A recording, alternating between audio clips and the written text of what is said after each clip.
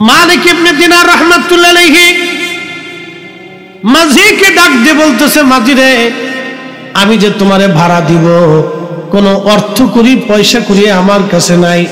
মাঝি ডাক দেখায়, বেটা ভোগী যোগী শুরু করছো, যদি টাকা না দিতে পারো ঘাড় ধাক্কা দিয়ে আজকে নদীর মধ্যে ফেলে দিব। ঘাড় ধাক্কা দিয়ে নদীর মধ্যে ফেলে দিব, তাড়াতাড়ি বেটা টাকা দে। মালিক ইবনে দিনার রাহমাতুল্লাহ আলাইহি বলতেছে, আল্লাহর বান্দা, আমি দিনহীন মুসাফির, আমার কাছে কোনো পয়সা করি নাই, আমার কাছে কোনো অর্থ নাই যে আপনাকে ভাড়া দিব।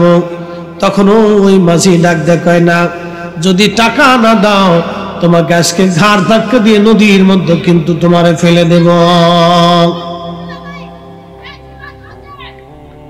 এমন সময় মালিক ইবনে দিনার খুব চিন্তিত। মালিক ইবনে দিনার রাহমাতুল্লাহ আলাইহি খুব চিন্তিত, ডাক দিয়ে বলতেছে, হে মাঝি, আমার কাছে কোনো পয়সা নাই। মাঝি মানে না। তখন মালিক ইবনে দিনার আর স্থির থাকতে পারেন নাই, তিনি নদীর মধ্যে তিনার হাত বিছাই দিয়েছেন, হাত পেতে দিয়েছেন। যখন নদীর মধ্যে হাত বাড়াই দিয়েছে, আমার আল্লাহ ডাক দেখায়, ও মাছেরা, তোমরা নদীর মধ্যে যত মাছ আছো প্রত্যেকের মুখের মধ্যে করে একটা করে স্বর্ণ মুদ্রা নিয়া আমার মালিকের ইজ্জত বাঁচানোর জন্য তোমরা দাঁড়ায় যাও। তোমরা ওই মাঝিরে মালিকের পয়সা নৌকার ভাড়া দিয়ে আসো। একবার জোরে বলা যাবে আল্লাহু আকবার। মালিক ইবনে দিনার হাত পাচ্ছে, হাজার হাজার মাছ নদীর চারপাশে এসে ঘিরে ধরে দাঁড়াইয়া মুখের মধ্য করে একটা করে স্বর্ণ মুদ্রা নিয়ে দাঁড়ানো। মালিক ইবনে দিনার ডাক দেখে, মাঝি, যত পয়সা লাগে তুমি আজকে তোমার নৌকার ভাড়া নিয়ে নাও। দেখো মাঝি, মাছেরা আজকে মুখে করে স্বর্ণ মুদ্রা নিয়ে আসছে। মাঝি কদম মুবারকের মধ্যে পড়ে যায়, বলতেছে, হুজুর, আমরা আপনার চিনি নাই, ভুল হয়ে গেছে, ক্ষমা করে দেন, আপনার নদী পার করে দিব, একটা পয়সাও নেব না। এই ওলি আল্লাহর বাংলাদেশ, শহীদ গাজীর বাংলাদেশ, রহম করো আল্লাহ, রহম করো আল্লাহ। এই শাহজালালের বাংলাদেশ, শাহপরানের বাংলাদেশ, রহম করো আল্লাহ, রহম করো আল্লাহ। এই মালিক ইবনে দিনার উনি বলতেছেন, হজ করার পরে আমি আল্লাহর দরবারে ডাক দিয়ে বললাম, আল্লাহ, আপনি মেহেরবানি করে আমারে জানায় দেন এই বছর কার হজ হয়েছে, কার হজ হয় নাই, আপনি দয়া করে আমারে আজকে বলে দেন। রাত্রিবেলা ঘুমায় রয়েছেন মালিক ইবনে দিনার, স্বপ্নের মধ্যে দেখতেছে আল্লাহ ডাক দেখা, মালিক রে, সবার হজ আমি আল্লাহ কবুল করছি, সবার জীবনের গুনাহ আমি আল্লাহ মাফ করে দিয়েছি, কিন্তু একজনের হজ আমি আল্লাহ কবুল করি নাই, একজনের গুনাহ আমি আল্লাহ মাফ করি নাই। মালিক ইবনে দিনার চিন্তায় পড়ে গেলেন, ওই লোকটা কি আমি নাকি অন্য কেউ?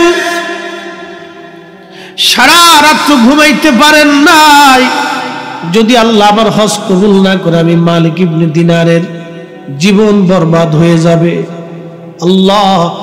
আল্লাহর ওলি যারা ছিলেন তারা হর হামেশা আল্লাহকে ভয় পাইতেন, আল্লাহকে ডরাইতেন, আল্লাহর ভয় অন্তরে তাদের অন্তরগুলি প্রকম্পিত হইতো। সারা রাত্র মালিক ইবনে দিনার ঘুমান নাই, চিন্তায় পড়ে গেলেন। পরের দিন রাত্রিবেলা আবার ঘুমিয়ে রয়েছে। স্বপ্নের ঘরে আল্লাহ ডাক দিয়ে বলতেছে, মালিক, সবার জীবনের গুনাহ মাফ করছি, সবার হজ আমি আল্লাহ কবুল করছি, তোমারটাও করছি, তুমি চিন্তিত হইও না রে মালিক, কিন্তু যার হজ কবুল করি নাই তার নাম মুহাম্মদ ইবনে হারুন সমরকন্দি। মালিক ইবনে দিনার চিন্তায় পড়ে গেলেন, এই লোকটা কি, যার হজ হলো না, যার দোয়া কবুল হলো না, কারণটা কি? সকালবেলা ফজরের নামাজ পড়লেন মক্কায় হেরেমে।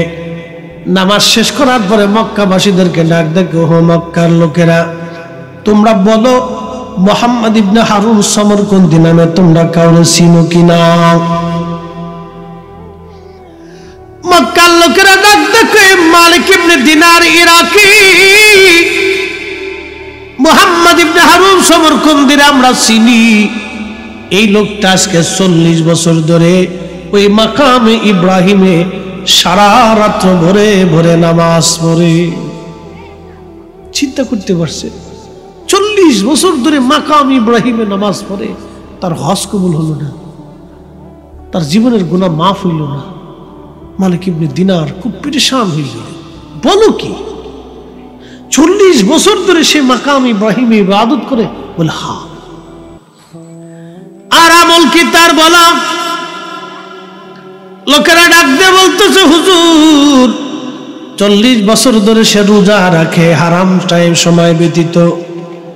আল্লাহর নির্দিষ্ট 5টা দিন হারাম, এই হারাম দিন ব্যতীত কোন সময় সে রোজা কাজা করে না, ভাঙ্গে না। সারাদিন রোজা রাখে, সারাদিন জিকিরে ফিকিরে ইবাদতে কাটা। 40 বছর ধরে সে মাকামে ইব্রাহিমে আছে। মালিক ইবনে দিনার আরো চিন্তায় পড়ে গেলেন, বলো কি, এত বড় দামি ইবাদত করনেওয়ালা বান্দার গুনাহ মাফ হইল না? এই লোকটাকে ঠিকানা কি আমার জানার দরকার, বাড়ি কোথায় আমার বোঝার দরকার আছে। লোকেরা, এই লোকটার ঠিকানা কোথায় বলতে পারবা কি? লোকেরা বলল, হুজুর মক্কার বিরান ভূমিতে একটা গাছ আছে, এই গাছের নিচে সে সারাদিন দাঁড়ায় দাঁড়ায় ছায়ায় নামাজ পড়ে, ওইখানে গেলে আপনি তারে পাবেন। সে একেবারে নির্জন নিবৃত্তে আল্লাহর ইবাদতে কাটায়। 40 বছর এইভাবে তার জীবন কেটে গেছে। তো মালিক ইবনে দিনার খুব চিন্তায় পড়ে গেলেন যে তার হজ হয় না, তার দোয়া কবুল হয় না, লোকটাকে দেখার দরকার, জানার দরকার, কিছু কথা বলার দরকার। তো খুঁজতে খুঁজতে ওইখানে গেছে। যাওয়ার পরে দেখতেছে গাছের নিচে একজন বান্দা খুব ধীর স্থির ভাবে নামাজ পড়ে, খুব ধীর স্থির ভাবে নামাজ পড়ে।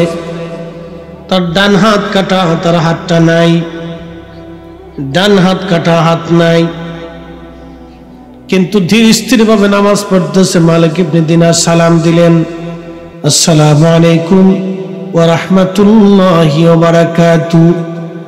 সালাম শেষ হয়ে যাওয়ার পরে উনি বসে গেলেন। নামাজ শেষ হয়ে যাওয়ার পরে মুহাম্মদ ইবনে হারুন সমরকন্দি তিনি নামাজ শেষ হয়ে যাওয়ার পরে জিজ্ঞেস করলেন, ও আল্লাহর বান্দা, আপনার নাম কি, ঠিকানা কি, পরিচয় কি? বলে, আমার নাম মালিক ইবনে দিনার আল ইরাকি। বলতেছে, হুজুর আমি নাম শুনছি আপনার, আপনি ইরাকের অনেক বড় জাহিদ, অনেক বড় আবিদ, অনেক বড় আল্লাহওয়ালা। এই মিসকিনের কাছে কি জন্য আসছেন? বলে, আল্লাহর বান্দারে, তোমার একটা দুঃখের সংবাদ দেওয়ার জন্য আসছি। বলে, হুজুর বলেন। আজকে আমি স্বপ্ন দেখলাম 2 রাত, সবার হজ কবুল হইল, তোমারটা হইল না। সবার জীবনের গুনাহ মাফ হইল, তোমার জীবনের গুনাহ মাফ হইল না। লোকটা চোখের পানি ছেড়ে দিয়ে কাঁদার বলে, হুজুর শুধু আপনি না, 40 বছর ধরে 40 জন আবদাল এসে আমার সংবাদ দিয়ে গেছে, সবার হজ হয়, আমার হজ হয় না। সবার দোয়া কবুল হয়, কিন্তু আমার দোয়া কবুল হয় না। সবার জীবনের গুনাহ মাফ হয়, কিন্তু আমার জীবনের গুনাহ মাফ হয় না। লোকটা অঝোর ধারা কাঁদতেছে, পেরেশান হয়ে গেছে। বলে, হুজুর 40 জন আবদাল 40 বছরে সে আমার সংবাদ দিয়ে গেছে, আপনি 40তম আজকে সংবাদ দিয়ে গেলেন। মালিক ইবনে দিনার বলতেছে, আল্লাহর বান্দা, তোমার জীবনের ভুলটা কি, তুমি বলবা, কি অপরাধ করছো তুমি? বলতেছে, হুজুর আমার জীবনের একটা মহা অন্যায় আমি করে ফেলছিলাম। আমি মদও পাইছিলাম, নেশাগ্রস্ত ছিলাম, নেশায় আসক্ত ছিলাম, প্রতিদিন আমি নেশা করতাম। আমি অঢেল সম্পদের মালিক ছিলাম, প্রত্যেক দিন নেশা করতাম। শাবানের শেষ রাত নেশা করে বাড়ি ফিরে আসছি। মা উনুনে রান্না করতেছিল, চুলা চুলা। ওই দেশের চুলাগুলি তো অনেক বড় বড়, ওরা তো বড় বড় রুটি খায়। Uzbekistan, Afghanistan, Kazakhstan, Turkmenistan, Azerbaijan, Kyrgyzstan, এই অঞ্চল, পাকিস্তান, ইরান, তাদের রুটিগুলি আরবি বড় বড় রুটি হয়। তো চুলাও বড় বড়। ওই উনুনের পাশে মা রান্না করতেছে। মা এসে আমাকে হাতটা ধরে বলল, বেটা, শাবানের শেষ রাত, মাহে রমজান আসবি, মাহে রমজান আসবে। বেটারে, কত সন্তানরা রোজার জন্য প্রস্তুতি নেয়, তুই কিনা আমার ছেলে মদ পান করে আসছিস। তোর মতো ছেলে থাকার চাইতে না থাকাই ভালো। কতজনের সন্তান মরে যায়, তুই কি মরতে পারিস না? তো মা বকাঝকা করতেছে। হুজুর, আমি নেশাগ্রস্ত ছিলাম, ওই অবস্থায় আমার মেজাজ খারাপ হয়ে গেল। আমি ওই অবস্থায় মাকে আঘাত করে বসলাম। হুজুর, মার শরীরে ঘুষি মেরে বসলাম, আঘাত করতে লাগলাম, মারতে লাগলাম মাকে। লোকটা কেঁদে দিয়ে বলল, হুজুর, মা আমার উপর আরো চড়াও হলেন। মা যখন বেশি চড়াও হয়ে গেল, আমি আরো মায়ের উপরে চড়াও হয়ে গেলাম। শয়তান আমাকে পেয়ে বসলো। হুজুর, আমি আমার মাকে জাপটে ধরে নি, উনুনে চুলার আগুনে, আগুনের মধ্যে মাকে ফেলে দিলাম। হুজুর, আমার স্ত্রী আমাকে ধাক্কাইয়া ঘরের মধ্যে নিয়ে ঘরের দরজা মেরে দিলেন, তালা মেরে দিলেন। আমার নেশার ঘোর কেটে গেল। সকালবেলা ঘুম থেকে উঠার পরে আমি স্ত্রীকে ডাক দিলাম। স্ত্রী কর্কশ ভাষায় বলল, তোমার মতো নাফরমানের সঙ্গে আমি আর কখনো সংসার করব না, আমি চলে যাব। আমি বললাম, কারণ কি? বলতেছে, কালকে রাত্রি নেশার ঘরে তুমি তোমার মাকে জীবন্ত আগুনের মধ্যে ফেলে হত্যা করে ফেলছো। তোমার মতো নাফরমানের সঙ্গে আর আমার থাকার সুযোগ নাই। আমি বললাম, বলো কি? বলে, হ্যাঁ। ঘরের দরজা ভেঙে বের হয়ে গিয়ে উনুনের চুলার কাছে দৌড়ায় যে দেখি, হুজুর, মা দুনিয়াতে নাই। মা আগুনের মধ্যে পুড়ে মা কয়লা হয়ে গেছে। হুজুর, আমার হুশ ফিরে আসলো। হাত করলাম কি? কত বড় জীবনের সর্বনাশ আমি করছি। আহা, এত বড় অপরাধ আমি করে ফেললাম। এই অপরাধের ক্ষমা কি কোনোদিন আমার হবে? এত বড় অন্যায় আমি করছি। হুজুর, আমি আমার মাকে দাফন কাফন করলাম। আমার ৮,০০০ স্বর্ণ মুদ্রা ছিল তৎকালীন জমানায়, বর্তমানে কয়েকশো কোটি টাকা হবে। সব স্বর্ণ মুদ্রাগুলো আমি আল্লাহ রাস্তায় দান করে দিলাম, যদি আল্লাহ আমার মাফ করে দেয়। আমার 12 জন দাসী বাদী ছিল, সবাইকে আমি আজাদ করে দিলাম, যদি আল্লাহ মাফ করে দেয়। আমার সমস্ত জমি জমা সন্তানগুলি যা দান করে দিলাম, যদি আল্লাহ মাফ করে দেয়। স্ত্রী থেকে জুদা দিলাম, তালাক নিলাম। তালাক নিয়ে আমি মাকাম ইব্রাহিমে আসার আগে আপনি আমার ডান হাতটা কাটা দেখতেছেন। এই হাতটা দিয়ে মারছিলাম, আমি বাম হাত দিয়ে কুড়াল দিয়ে কুবাই আমি ডান হাত কেটে ফেলে দিয়েছি, যদি আল্লাহ আমার মাফ করে দেয়। 40 বছর ধরে মাকাম ইব্রাহিমে নামাজ পড়ি, 40 বছর ধরে ইবাদত করি, 40 বছর ধরে দিনে রোজা রাখি, 40 বার হজ করেছি, 40 বছর ধরে উমরা করেছি। খোদার ঘর ধরে, আল্লাহর ঘরের গিলাফ ধরে আমি কান্দি। 40 বছরেও আমার ক্ষমা হয় নাই, 40 বছরও আমার হজ হয় নাই, 40 বছর আমার ইবাদত হয় নাই। 40 জন আব্দাল এসে আমার সংবাদ দিয়ে গেছে আমার হজ হয় না, আমার দোয়া কবুল হয় না। 40 বছর ধরে আল্লাহর কাছে মাফ চাই, আল্লাহ আমার মাফ করে না।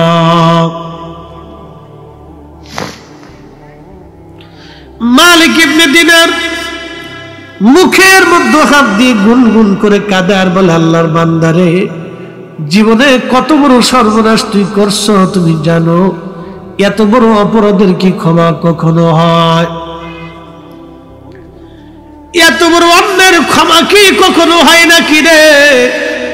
কে তোকে ক্ষমা করবে বল? এত বড় অন্যের ক্ষমা কি করে হবে? মালিক ইবনে দিনার চলে গেলেন মক্কার মুসাফির খানাতে, তিনি বিশ্রামে আছেন। রাত্রিবেলা ঘুমা, আর ওই যে মুহাম্মদ ইবনে হারুন সমরকন্দি অবস্থায় হাত বাড়াই দিচ্ছে আল্লাহর দরবারে। মক্কার বিরান ভূমিতে আকাশের দিকে হাত বাড়াইয়া আজকে অঝর দ্বারায় চোখের পানি ছেড়ে ছেড়ে কাঁদে আর বলে, রব, আপনি তো বিপদ অপসারণকারী, মুসিবত দূরকারী, আপনি তওবা কবুলকারী, আপনি ক্ষমাকারী, ক্ষমা করাকে আপনি তো ভালোবাসেন। আপনি নিজে বলছেন, আল্লাহ 40টা বছর ধরে অপরাধের জন্য আমি কাঁদতেছি, আল্লাহ তোমার দরজা থেকে যদি ফিরাও আমি কোন দরজায় হাত বাড়াবো? আল্লাহ।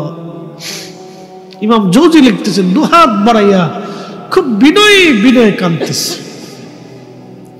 40 বছরের কান্না থেকে আজকের কান্নাটা ছিল সবচেয়ে বেশি বিনয়, খুব অনুনয়ী বিনয়ের সাথে দীর্ঘ সময় সে কাঁদতেছে। ইয়া রব, আমি তো একটা ভুলের জন্য 40 বছর ধরে মাপ চাচ্ছি আল্লাহ, 40 বছর ধরে ক্ষমা চাচ্ছি আল্লাহ, 40 বছর ধরে মাপ চাইতেছি আল্লাহ।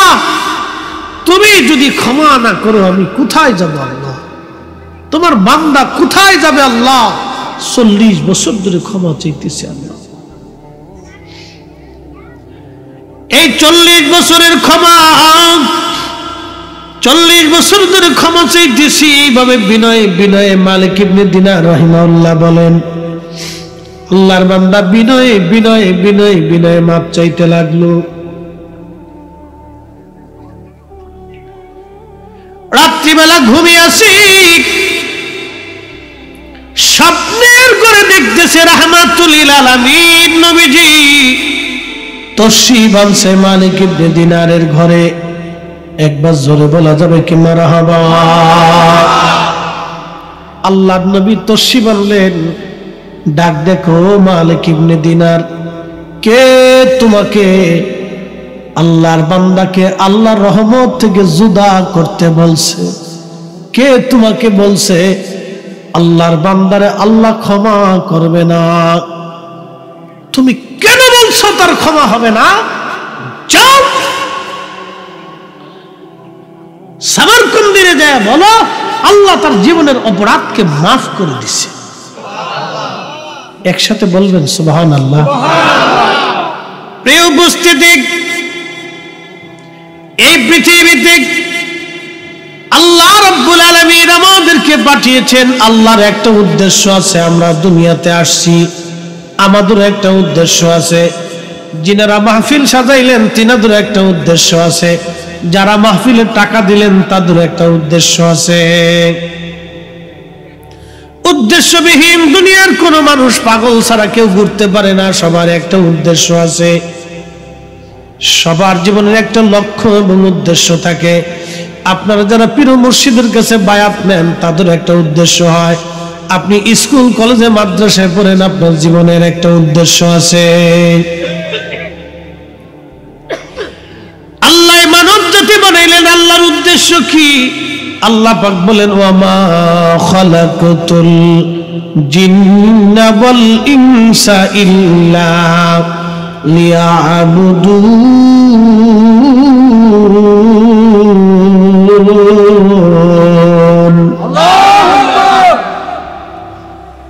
আল্লাহ ডাক দিয়ে বলেন, এ বান্দা, মানুষ মানুষ আর জিন দুইটা জাতিকে আমি আল্লাহ বানাইছি আমি আল্লাহর গোলামি করার জন্য, ইবাদত করার জন্য। এই মানব জাতির আগে পৃথিবীতে বহু জিন জাতি ছিল। জিন জাতির আদি পিতার নাম তারান্নুস। আল্লাহর কোরআন বলল ওয়া খালাকাল জান্না মিন মারিজিন মিন নার। এই যে অনেকে জিন ছুটায় না, জিন ছাড়াইনি অনেকে, এটাও একটা বিদ্যা। যদি আইসা আমার কাছে বলেন যে ফরিদি সাহেব হুজুর আপনি তো বিরাট বক্তা, জিন ছাড়াই দেন, তা আমি জিন ছাড়াইতে গেলে আমার ভিডিও খাওয়া লাগবে, এটা একটা বিদ্যা।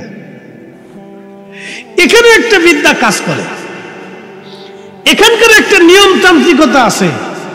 যারা জিন ছাড়ানো কবিরাজ তারা যেখানে সেখানে যাইতে পারে না, যা তা খাইতে পারে না, যা তা বলতে পারে না, তাদের একটা আমল আছে, এটাও একটা বিদ্যা। তাহলে যারা জিন ছাড়া তাদের একটা বিদ্যা, যারা জিন ধরে তাদের একটা বিদ্যা। একসাথে বলবেন না আল্লাহু আকবার। কিন্তু একটা কথা মনে রাখবেন, পৃথিবীর সব ওলিদের কাছে জিনেরা দুর্বল। আমরা যেমন ওলিদের দরবারে যাইয়া ওলিদের দপ্তরে বসি, বায়াত নেই, পৃথিবীর বহু জিনেরা আল্লাহর ওলিদের কাছে বায়াত নিয়ে দিন শিখে। একসাথে বলবেন না আল্লাহু আকবার। আল্লাহর কোরআন বলতেছে ওয়া খালাকাতুল ওয়া খালাকাল জান্না মিন মারিজিন মিন নার। আল্লাহ বললেন আমি জিন জাতি সৃষ্টি করলাম আগুনের শিখা থেকে। আগুনের শিখা দিয়ে আমি জিন জাতি বানাইলাম। মোমবাতি জ্বালানোর পরে হলুদ একটা আগুন দেখবেন, তারপরে একটা আগুন দেখবেন, এটা আপনার সবুজ সবুজ আকাশি কালার। এই আগুনের পরে আপনি একটা ধোঁয়া দেখবেন যেটা সাধারণত দেখা যায় না। এই ধূম্রকুণ্ড দিয়ে আমার আল্লাহ পাক জিন জাতি বানাইলেন। এই জন্য জিন জাতি দেখা যায় না। আপনারা শুধু মনে করতেছেন আপনারা ওয়াজ শুনেন না। জিনেরা আওয়াজ শুনে কোন গাছের উপরে বসে, কোন মসজিদের উপরে বসে, কোন নদীর মাঝে বসে জিন জাতিরা আমাদের ওয়াজ শুনতেছে। তারা আমাদের ওয়াজ শুনে কাঁদে, তারা আমাদের ওয়াজ শুনে, তারা আমাদের সাথে জিকির করে, তারা আমাদের সাথে মিলাদ করে, তারা আমাদের সাথে দোয়া করে। একবার জোরে বলা যাবে কি মারহাবা। আপনারা শুধু ভাববেন না যে আপনারা আছেন, জিনেরাও আছে। প্রত্যেক ওলির দরবারে, প্রত্যেক ওলি, আমি কারো বাদ দিলাম না। অনেক নজদিফদ্দিরা শুধু আমরারে মেনশন করে। প্রত্যেক ওলির দরবারে জিনেরা আল্লাহর ওলির বারগাহে বৈশা ফুয়ুজুত হাসিল করে। একসাথে বলবেন না মারহাবা। প্রত্যেক ওলির দপ্তরে জিনেরা বায়াত নেয়। পৃথিবীর নামি দামি জিনরা আল্লাহর ওলিদের মুহতাজ হয়ে বসে থাকে। কিন্তু জিনদের ভিতরে কোনো খাজা বাবা নাই। আজকে বুঝাইতেছি। প্রিয় উপস্থিতি আমার, তো খুব মনোযোগ দিয়ে এই জিন জাতিদেরকে আল্লাহ রাব্বুল আলামিন তৈরি করলেন আগুনের শিখা দিয়ে। তারাও আল্লাহর ইবাদতে মশগুল হয়, তারাও দোয়া করে, তারাও কান্নাকাটি করে। এই জন্য আল্লাহর কোরআনে সূরা জিন নামক একটা সূরা জিন আছে। জিনদের আলোচনা ব্যাপক আছে। অনেক ইমামরা জিনদের আলোচনা ব্যাপকভাবে এনেছেন। এই জিন জাতির আদি পিতার নাম তারান্নুস। জীবনে হায়াত পেয়েছিল ৬০,০০০ বছর। আল্লাহু আকবার। জিনদের লম্বা লম্বা হায়াত হয়। কোন জিন ৪,০০০ বছর, কোন জিন ৫,০০০ বছর, কোন জিন ৬,০০০ বছর, কোন জিন ১০,০০০ বছর পর্যন্ত তারা বেঁচে থাকে। কিন্তু মানুষের হায়াত আল্লাহ কম দিয়েছেন, কারণ এর পিছনে কারণ আছে। এই জিনদের মধ্যে কোনো খাজা বাবা আজমিরি নাই। জিনদের মধ্যে দেখবেন হুজুর গাউসে পাক মহিউদ্দিন আব্দুল কাদের জিলানী নাই। জিনদের মধ্যে হযরত বাহাউদ্দিন নকশবন্দ বুখারী নাই। জিনদের মধ্যে হযরত মুজাদ্দিদ আল ফেসানি সেরহিন্দি নাই। জিনদের ভিতরে আপনি ফরাজি কান্দের কুতুবুল ইরশাদ আপনি পাবেন না, খালি পান খায় আর গিরাম বলে ঘুরে। এই বেডিরা এই বাড়িতে যাইয়া এই বাড়ি হে বাড়িতে যায় হে বাড়ি সকল ঘুরি ঘুরি বেড়া।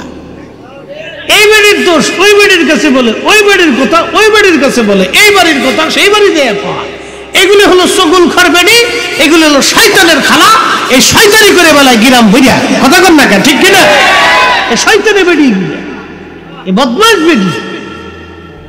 এই সমাজের ভিতরে অশান্তি সৃষ্টি করার জন্য এই মহিলাদের অগ্রণী ভূমিকা বেশি। এই মহিলা ঘুরতে ঘুরতে ঘুরতে ঘুরতে আব্দুল করিমের বাড়ি গেছে, বুঝাইতেছি। আব্দুল করিমের বাড়ি যাওয়ার পরে তো আব্দুল করিমের বাড়ি যখন গেছে, আব্দুল করিমের বাড়ি যাওয়ার পরে করিমের স্ত্রী বিয়ে করে নিয়ে আসছে, 1 মাস হলো। নতুন সংসারে মেয়েটা আসছে, অসুস্থ তো হতেই পারে। শাশুড়ি মাটা খুব ভালো, শাশুড়ি মাটা খুব ভালো। শাশুড়ি বলল, মা রে তুমি অসুস্থ, তাহলে তুমি বিশ্রাম করো, আমি রান্না বান্না আজকে আমি সারি, তোমার চিন্তা করতে হবে না, আমি রান্না বান্না করতেছি। তো বৌমা বিশ্রাম করতেছে, শাশুড়ি রান্না বান্না করে। ওই মহিলা ঘুরতে ঘুরতে পান চাবাইতে চাবাইতে, বুঝছেন না, ছাগলের মতো পান চাবাইতে চাবাইতে কোনা দিয়ে ঢুকছে।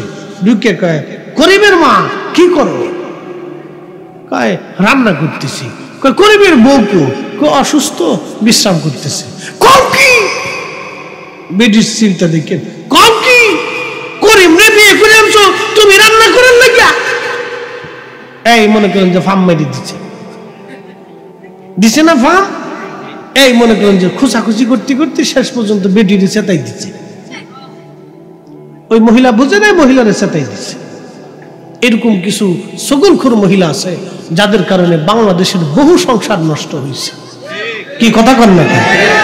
এই ধরনের সকলখোর নারীর জন্য বহু সংসার নষ্ট হয়েছে বাংলাদেশে। আল্লাহ রাসূল বলছেন, এই সকলখোরদের কবরের ভিতরে সবচেয়ে কঠিন এবং জটিল আযাব।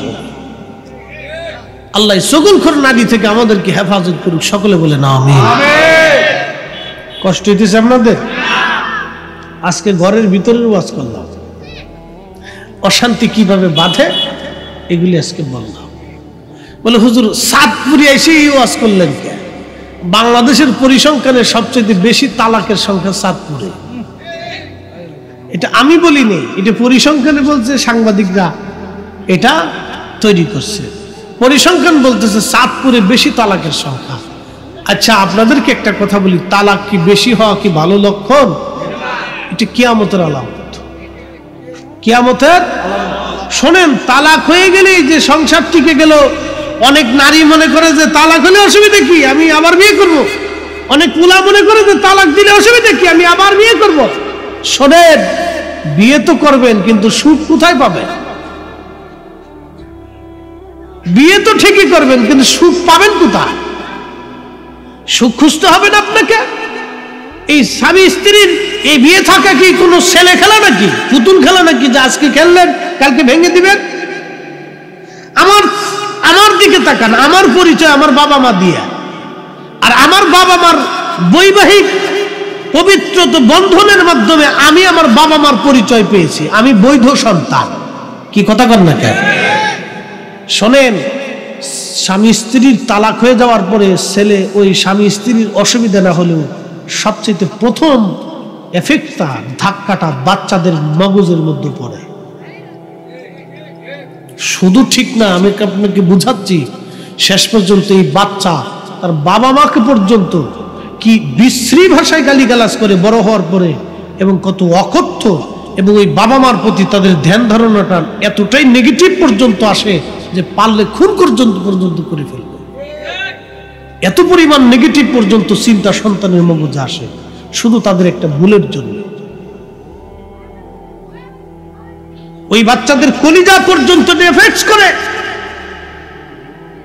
অতএব তালাক হবে এই চিন্তা করবেনই না। যতদূর সম্ভব আপনারা এটাকে মেসিং করে দিবেন, যতদূর সম্ভব হাজার আপ্রাণ চেষ্টা করবেন যে কোনো স্বামী স্ত্রী যাতে বিচ্ছেদ না হয়। এটার মেসিং করে দেওয়ার চেষ্টা করবেন, তালাক যাতে কখনো না হয়। এই কথাটা আপনারা মনে রাখবেন। প্রিয় বন্ধুগণ আমার, আলোচনা করতে করতে অনেক দূর পর্যন্ত চলে আসছি। আল্লাহু আকবার। আপনাদেরকে জিনদের নিয়ে ওয়াজ করতে যাইয়া ফ্যামিলি পর্যন্ত চলে গেলাম, এগুলি বুঝার দরকার। আল্লাহর নবী বলেন, উম্মত কিয়ামতের ৭২টা আলামত আছে, তার ভিতরে একটা আলামতের নাম হলো ওয়াদাউল আমানা, আমানতের খেয়ানত হবে। ২ নম্বর আলামত, মানুষ নামাজকে হত্যা করে ফেলবে, নামাজ ছেড়ে দিবে। ৩ নম্বর আলামত, সন্তান পিতা মাতাকে পর মনে করবে, পিতা মাতার খেদমত তারা করতে চাবে না। ৭ নম্বর আলামত, স্বামী স্ত্রীর তালাকের সংখ্যা বহু গুণে বেড়ে যাবে। এই পশ্চিমা সংস্কৃতি আমাদের দেশে ঢুকতেছে দিন দিন। পশ্চিমারা বিয়ে করার আগে বাচ্চা কাচ্চা হয়, নাউজুবিল্লাহি মিন জালিক। এই জন্য তারা বাবার পরিচয় বড় হয় না, তাদের পরিচয় আগে মায়ের পরিচয় হয়। আমরা মুসলিমদের পরিচয় বাবার পরিচয়। কি কথা কন না কেন, ঠিক কিনা?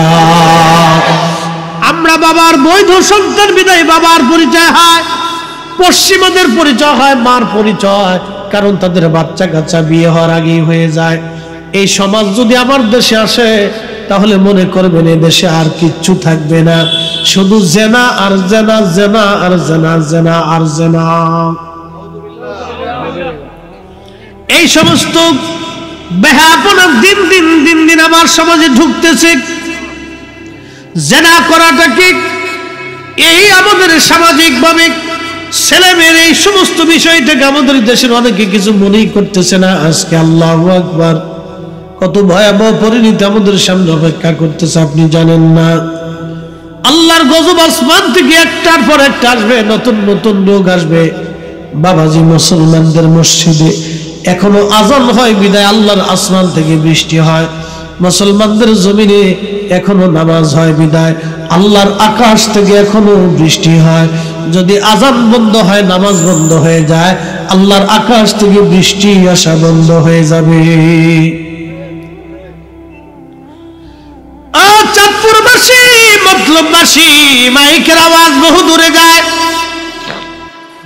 কথাগুলি খুব মনোযোগের সাথে শুনে যাবেন আপনারা, বুঝে যাবেন আপনারা শিক্ষণীয় কথা। এই যে ওয়াদাউল আমানা, আমানতের খেয়ানত বাড়বে, নামাজ কমে যাবে, মসজিদ থাকবে কিন্তু মুসল্লি পাওয়া যাবে না, বেনামাজি নামাজি বেনামাজি ভরে যাবে সারা দেশে। সন্তান পিতামাতা থেকে জুদা হয়ে যাবে। তার বাস্তব প্রমাণগুলি যত দিন যাচ্ছে, বৃদ্ধাশ্রম তত বাড়তেছে, বৃদ্ধাশ্রম তত বাড়ে, যত দিন যায় বৃদ্ধাশ্রম তত বাড়তেছে, যত দিন যায় বৃদ্ধাশ্রম তত বাড়তেছে। সন্তান বাবা মার খেদমত করবে না, বাবা মা থেকে জুদা হয়ে যাবে। আল্লাহ নবী রমজানে প্রথম মিম্বরে কদম রাখলেন, নবীজি বলেন আমিন। দ্বিতীয় মিম্বরে কদম রাখলেন, আল্লাহর নবী বলেন আমিন। তৃতীয় মিম্বরে কদম রাখলেন, নবীজি বলেন আমিন। সাহাবীরা বলেন ইয়া রাসূলুল্লাহ, আপনি ৩ মিম্বরে ৩ বার কদম রাখলেন, আমিন বললেন। আমিন বলার কারণ আমরা বুঝলাম না, দয়া করে বলবেন কি কি জন্য আপনি আমিন বলেছেন? আল্লাহ নবী ডাক দেখে সাহাবীরা, আমি আমিন বললাম। জিবরাইল আমিন এসে বলল ইয়া রাসূলুল্লাহ, আপনি নবীজির নাম শোনার পরে যে দুরূদ পড়ল না সে ধ্বংস হয়ে যাক। আপনি নবীর নাম শুনলো কিন্তু দুরূদ শরীফ পড়ল না, সে ধ্বংস হয়ে যাক, ধ্বংস হয়ে যাক।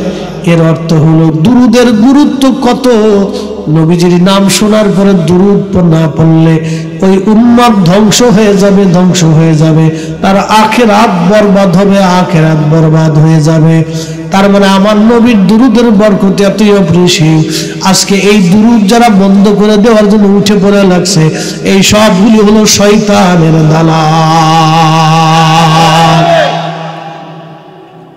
কথা বুঝেন নাই মনে হয়, আমি পরিষ্কার করে বলতেছি। নবীজির নাম শোনার পরে যে দুরূদ পড়ল না, আল্লাহ রাসূল বলছেন সে ধ্বংস হোক, তার আখিরাত বরবাদ হোক। তাহলে এই দুরূদের বরকত কত পরিমাণে একটু চিন্তা করেন। এই দুরূদ আজকে বন্ধ করে দেওয়ার জন্য যারা উঠে পড়ে লাগছে, এই সব শয়তানের দালাল। কথা বলেন ঠিক না বেঠিক?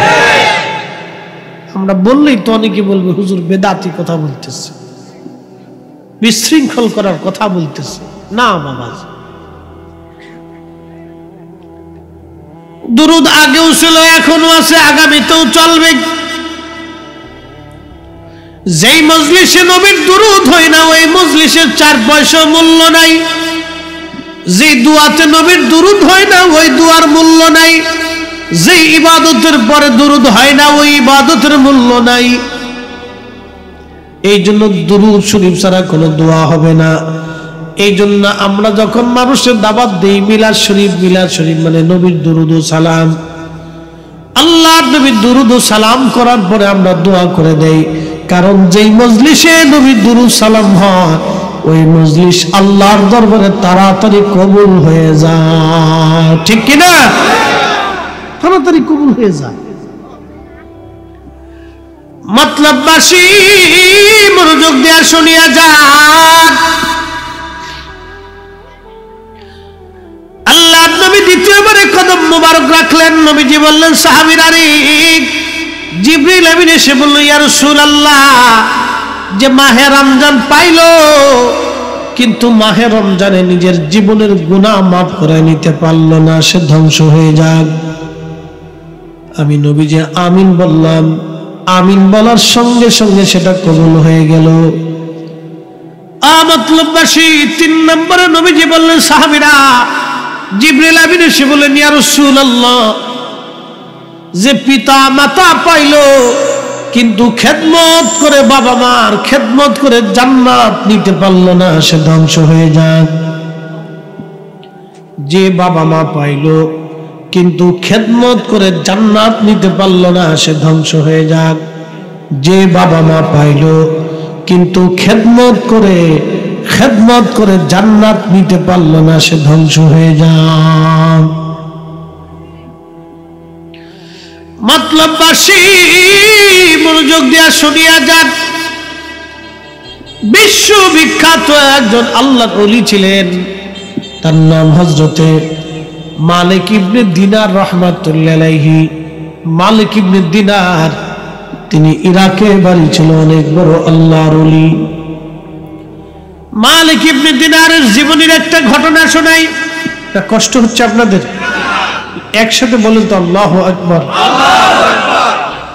আমরা কোনো কাসাস বললে অনেক বক্তারা বুঝি না, আমাদেরকে বলে গল্পবাজ বক্তা, সুরেলা বক্তা, খালি কিসসে গায়।